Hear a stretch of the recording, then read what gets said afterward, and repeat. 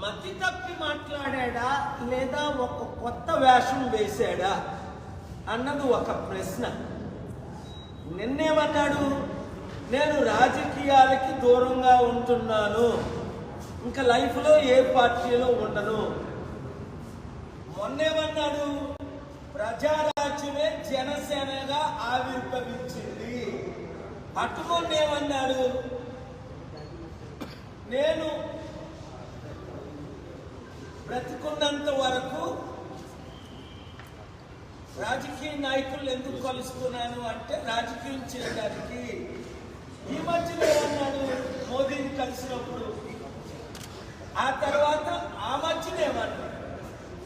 మీరు చూడండి, వీళ్ళు మాటలు వీళ్ళేంటంటే పిల్లు కళ్ళు మూసుకొని పాలు తాగితే ఎవరు చూడలేదు అనుకుంటారు, తక్కువని పడినంత వరకు.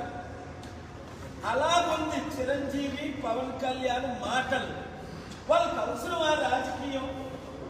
ప్రజారాజ్యం పెట్టినప్పుడే 2008లో అన్నాను, ఇది కాంగ్రెస్ బి పార్టీ, ప్రజారాజ్యం కాంగ్రెస్ లో చేర్చేస్తారు, మనందరినీ మోసం చేస్తారు అన్నాను. కాపులు బీసీలు 90% నమ్మి ఆయనకి 18% ఓట్లు వేశారు. నమ్మని మూర్ఖులు వేశారు.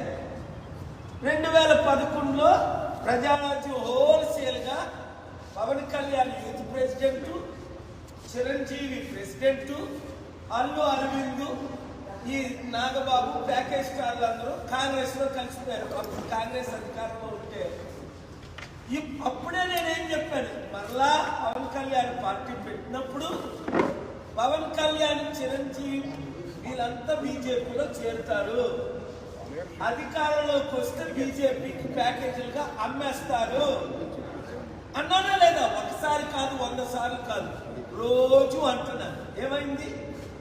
మాయావతి కాలం మీద విశాఖపట్నంలో పవన్ కళ్యాణ్ పడినప్పుడే, మోదీని తిట్టినప్పుడే మా చంద్రబాబు నాయుడు గారు ఎలా నమ్మారో అడిగారు. పవన్ కళ్యాణ్ డ్రామాలో మోసపోయారా?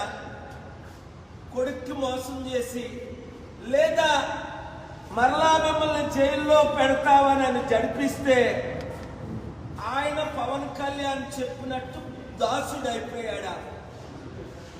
ఇది మాత్రం నాకు క్లారిటీ లేదు. చంద్రబాబు నాయుడు గారు వినండి ఒక మాట.